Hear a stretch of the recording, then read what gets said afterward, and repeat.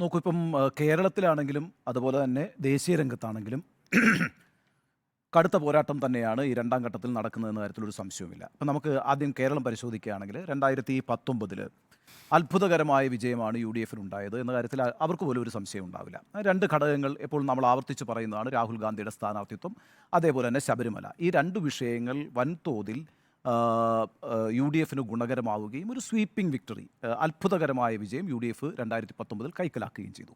2024 വരുമ്പോൾ ഈ രണ്ട് ഘടകങ്ങളും ഇല്ല എന്നുള്ളത് നമ്മൾ സമ്മതിക്കുന്നു. അതിനോടൊപ്പം തന്നെ എപ്പോഴും യു ഡി എഫ്, പ്രത്യേകിച്ച് കോൺഗ്രസ്, അതിൻ്റെ ക്യാപിറ്റലായി ഈ തെരഞ്ഞെടുപ്പിൽ കാണുന്നത് സർക്കാർ വിരുദ്ധ തരംഗമുണ്ട് എന്നാണ്.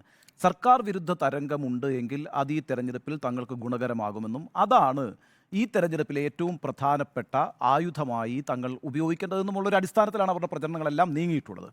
നോക്കൂ, കഴിഞ്ഞ 2019 തെരഞ്ഞെടുപ്പ് പരിശോധിച്ചാൽ ഏതാണ്ട് ഒരു 8 മണ്ഡലങ്ങളിൽ 1,50,000 മുകളിലാണ് യു ഡി എഫിൻ്റെ ഭൂരിപക്ഷം.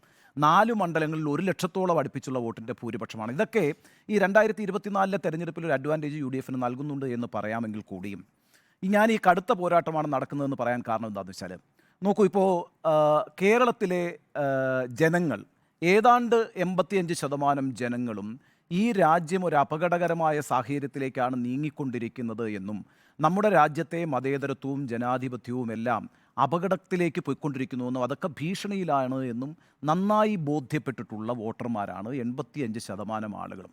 ഈ 85% ആളുകൾ എന്തായാലും തിരഞ്ഞെടുക്കാൻ പോകുന്നത് ഇന്ത്യ മുന്നണിയെ തന്നെയാണ് ദേശീയ തലത്തിൽ. അതിൻ്റെ ഭാഗമായിട്ട് ഇടതുപക്ഷവും യു ഡി എഫും തമ്മിൽ ഈ നടക്കുന്ന മത്സരത്തിൽ ആരെ തിരഞ്ഞെടുക്കണമെന്നൊരു ചോയ്സ് മാത്രമേ യഥാർത്ഥത്തിൽ കേരളത്തിലെ മലയാളികളുടെ മുമ്പിലുള്ളൂ, മലയാളി വോട്ടർമാരുടെ മുമ്പിലുള്ളൂ. ഇവിടെ ന്യൂനപക്ഷത്തിന് മാത്രമല്ല ഈ രാജ്യത്തെ ഇപ്പോഴത്തെ സാഹചര്യത്തെക്കുറിച്ചുള്ള ആശങ്കയുള്ളത്. അത് കേരളത്തിലെ സെക്കുലറായ മുഴുവൻ മനുഷ്യരുടെയും ആശങ്കയാണ്. ആ മുഴുവൻ മനുഷ്യരും, ഇപ്പം ന്യൂനപക്ഷങ്ങൾക്ക് നിശ്ചയമായും ഈ പറയുന്ന മോദി ഭരണത്തിന് കീഴിൽ ക്രിസ്ത്യാനികൾക്ക് ആശങ്കയുണ്ട്, അതുപോലെ തന്നെ മുസ്ലിങ്ങൾക്ക് ആശങ്കയുണ്ട്. അവരുടെ ആശങ്കകളെ പോലെ തന്നെ ശക്തമായ ആശങ്ക മതേതരത്വത്തിലും ജനാധിപത്യത്തിലും ഒക്കെ വിശ്വസിക്കുന്ന എല്ലാ മലയാളികൾക്കുമുണ്ട്. അതുകൊണ്ട് അവരുടെ ചോയ്സ് എന്ന് പറയുന്നത് ഇന്ത്യ മുന്നണി തന്നെയാണ്. ഇവിടെ അടുത്ത ചോദ്യമാണ് ഈ പറയുന്ന യു ഡി എഫ് വേണോ എൽ ഡി എഫ് വേണോ എന്നുള്ളത്. അവിടെയാണ് ഈ പറയുന്ന ഏതെങ്കിലും തരത്തിലുള്ള സർക്കാർ വിരുദ്ധ തരംഗമുണ്ടെങ്കിൽ ആ ചോയ്സിനെ ബാധിക്കും. പക്ഷേ ഈ തെരഞ്ഞെടുപ്പ് പ്രചാരണത്തിൽ നമ്മളൊന്ന് ശ്രദ്ധിച്ചു നോക്കിക്കേ.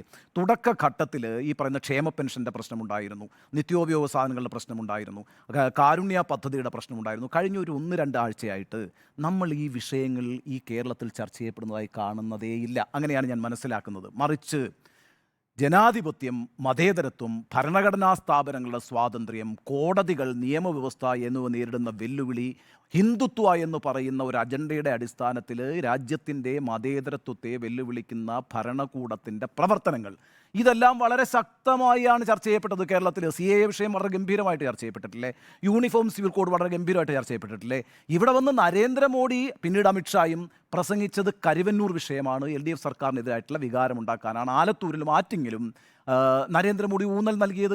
ഈ പറയുന്ന യു ഡി എഫോ യു ഡി എഫിൻ്റെ ഏതെങ്കിലും ഘടകകക്ഷികളോ ഈ പറയുന്ന ഈ അവസാനത്തെ ഒരു 10 ദിവസം എടുത്ത് നോക്കിയാൽ കേരളത്തിൽ ഈ നിത്യോപയോഗ സാധനങ്ങളില്ലാത്ത അവസ്ഥ, കാരുണ്യ പദ്ധതി അടഞ്ഞുപോയ അവസ്ഥ, ക്ഷേമ പെൻഷൻ്റെ അവസ്ഥ, ഈ രീതിയിൽ സർക്കാരിനെതിരായിട്ടുള്ള ഏതെങ്കിലും ഒരു പ്രശ്നം ഉയർത്തിപ്പിടിച്ചുകൊണ്ട് പ്രചാരണം നടത്തിയിട്ടില്ല. ഈ വിഷയങ്ങളൊന്നും വിഷയങ്ങളല്ല എന്ന് ഞാൻ പറയുന്നില്ല. അതൊക്കെ ഒരു പക്ഷേ വോട്ടർമാരെ സ്വാധീനിക്കുകയും ചെയ്യുന്ന ഘടകങ്ങളായിരിക്കും. പക്ഷേ അടിസ്ഥാനപരമായി കേരളത്തിൽ പ്രചാരണം നടന്നത് LDFും UDFും ശക്തമായി വാദിച്ചുകൊണ്ടിരുന്ന ആർക്കെതിരെ, മോദിക്കെതിരെ ആര് ഉച്ചത്തിൽ സംസാരിക്കുന്നു എന്ന വിഷയത്തെക്കുറിച്ചാണ് അവസാന നിമിഷം വരെ ഇവിടെ ഏറ്റവും വലിയ തർക്കം നടന്നിട്ടുള്ളത്. ആ അർത്ഥത്തിൽ കേരളത്തിൻ്റെ സെക്കുലർ മനസ്സ്, അത് ന്യൂനപക്ഷം മാത്രമല്ല, അത് വിവിധ പാർട്ടികളിൽ പ്രവർത്തിക്കുന്ന മനുഷ്യരുടെ സെക്കുലറായ മനസ്സ് ഇപ്പോൾ ആലോചിച്ചുകൊണ്ടിരിക്കുന്നത് ഈ രാജ്യം യെ സംബന്ധിച്ചാണ്. അവിടെ ആരെ തിരഞ്ഞെടുക്കണം എന്നുള്ളതാണ്.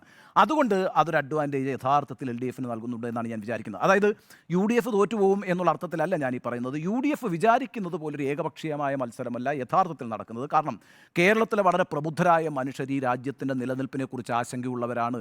ആ ആശങ്കയുടെ അടിസ്ഥാനത്തിൽ തന്നെയാണ് അവർ ഇനിയിപ്പോൾ നാളെ പോളിംഗ് ബൂത്തിലേക്ക് പോകാൻ പോകുന്നത്. അവിടെ ഞാൻ വിചാരിക്കുന്നില്ല ഈ പറയുന്ന ക്ഷേമ പെൻഷൻ ഒരു പ്രശ്നമാണ്, നിത്യോപയോഗ സാധനങ്ങളുടെ പ്രശ്നം ഒരു പ്രശ്നമാണ്, വിലക്കയറ്റം പ്രശ്നമാണ്. ഇതൊന്നും കാണാതെ അല്ല ഞാനിത് പറയുന്നത്. പറയുന്നത്. മറിച്ച് ഇതിനൊക്കെ അപ്പുറത്താണ് ഈ രാജ്യം നേരിടുന്ന വെല്ലുവിളി എന്ന് ബോധ്യമുള്ളതുകൊണ്ട് അതിനെ തടുക്കാൻ ആർക്ക് കഴിയും എന്നൊരു ചോയ്സാണ് കേരളം തിരഞ്ഞെടുക്കാൻ പോകുന്നത്. ആ ചോയ്സിൽ ഇടതുപക്ഷം ഒട്ടും തന്നെ മോശമല്ലെന്ന് മാത്രമല്ല, ഈ രാജ്യത്ത് ഈ പറയുന്ന ഹിന്ദുത്വ ശക്തികൾക്കെതിരായിട്ടുള്ള പോരാട്ടത്തെ ബലപ്പെടുന്ന ആശയങ്ങൾ നിർമ്മിക്കുകയും അതിനാവശ്യമായ ബദലുകൾ രൂപീകരിക്കുന്നതിന് നേതൃത്വപരമായ പങ്കുകൊടുക്കുകയും ചെയ്തിട്ടുള്ളൊരു ചരിത്രം ഇടതുപക്ഷത്തിനുണ്ട് എന്ന് നന്നായിട്ട് മലയാളികൾക്കറിയാം. അതുകൊണ്ട് ഏകപക്ഷീയമായി UDF-നെ അങ്ങ് വിജയിപ്പിച്ച് കളയാമെന്നൊരു തീരുമാനം മലയാളികൾ എടുത്തിട്ടില്ല. ഞാൻ നേരത്തെ നികേഷ് ഈ ന്യൂനപക്ഷ വോട്ടുമായി ബന്ധപ്പെട്ടുള്ള പിന്നെ ഈ വന്നിരിക്കുന്ന ആശയക്കുഴപ്പങ്ങളെക്കുറിച്ച് വിശദീകരിച്ചുകൊണ്ടും പലതവണ സമസ്തയടക്കമുള്ള വിഷയങ്ങളിൽ പിന്നെ വിശദീകരണങ്ങൾ നൽകിയിട്ടുള്ളതുകൊണ്ട് ഞാൻ അങ്ങോട്ടേക്കൊന്നും പോകുന്നില്ല. ഞാൻ പറയുന്നത് ഈ 20 മണ്ഡലങ്ങളിലും ശക്തമായ പോരാട്ടം നടക്കും. ആ ശക്തമായ പോരാട്ടം നടക്കുമ്പോൾ ഒട്ടും തന്നെ പിന്നിലായി പോകില്ല LDF എന്ന് പറയാൻ കാരണം കേരളത്തിൻ്റെ സെക്കുലർ മനസ്സ്, മതേതരമായ മനസ്സ്, ഈ രാജ്യത്ത് ഭരണഘടന നിലനിൽക്കണമെന്നും മതേതരത്വം നിലനിൽക്കണമെന്നും ജനാധിപത്യം നിലനിൽക്കണമെന്നും ബഹുസ്വരത നിലനിൽക്കണമെന്നും വൈവിധ്യങ്ങളുടേതാണ് ഈ രാജ്യമെന്നും മനസ്സിലാക്കുന്ന മനസ്സാണ്. ആ മനസ്സിന് ഒട്ടും തന്നെ എതിർപ്പുള്ളൊരു വിഭാഗമല്ല LDF. ഇതിപ്പോൾ ഞങ്ങൾ 2019 വലിയ വിജയം നേടിയിരിക്കുന്നു. അതേ വിജയം ഇത് ആവർത്തിക്കാൻ പോകുന്നു. ഒറ്റ കാരണമായിട്ട് UDF-ന് എപ്പോഴെങ്കിലും പറയാൻ കഴിയുന്നത് പിണറായി വിരുദ്ധ ഈ LDF സർക്കാർ വിരുദ്ധ തരംഗമാണ്. ആ സർക്കാർ വിരുദ്ധ തരംഗത്തിനാണോ മുൻഗണന കൊടുക്കുന്നത്, മറിച്ച് രാജ്യത്തൊരു ശക്തമായ ബദൽ രൂപീകരിക്കുന്നതിന് ആവശ്യമായ മുൻകൈയെടുക്കുന്ന ഇടതുപക്ഷ പ്രസ്ഥാനങ്ങളെ കരുത്താർജിപ്പിക്കണം എന്നൊരു തോന്നലൊരു അടിയൊഴുക്കായി ഉണ്ടാകാമല്ലോ, അതിനും ഒരു സാധ്യതയുണ്ട്. അത്തരമൊരു അടിയൊഴുക്കുണ്ട് എങ്കിൽ ഇടതുപക്ഷം ശക്തിപ്പെടുത്തുന്ന ഒരു തീരുമാനം കേരളത്തിലെ ജനങ്ങൾ എടുക്കാനുള്ള സാധ്യതയുണ്ട്. അതായത് LDF-നെ സംബന്ധിച്ചിടത്തോളം അങ്ങേയറ്റം തിരിച്ചടി ഉണ്ടാകാൻ സാധ്യതയുള്ള ഇലക്ഷനായി ആരും ഇതിനെ വിലയിരുത്തേണ്ട. UDF-നെ സംബന്ധിച്ചിടത്തോളം ഏകപക്ഷീയമായി മുൻകൈയുള്ളൊരു തെരഞ്ഞെടുപ്പായും ഞാനിതിനെ വിലയിരുത്തുന്നില്ല. മറിച്ച് കേരളത്തിൻ്റെ മതേതര മനസ്സ് തൂക്കം നോക്കി അളന്ന് തന്നെ കൃത്യമായൊരു തീരുമാനമെടുക്കും. ആ തീരുമാനം നാളെ പോളിംഗ് ബൂത്തിൽ അവർ രേഖപ്പെടുത്തും. അതുകൊണ്ട് കേരളത്തിലെ ഈ മത്സരം എന്ന് പറയുന്നത് ഏകപക്ഷീയമല്ല, അത് കടുത്ത പോരാട്ടമാണ്. ദേശീയ തെരഞ്ഞെടുപ്പിനെ കുറിച്ച് അടുത്ത ഘട്ടത്തിൽ സംസാരിക്കും.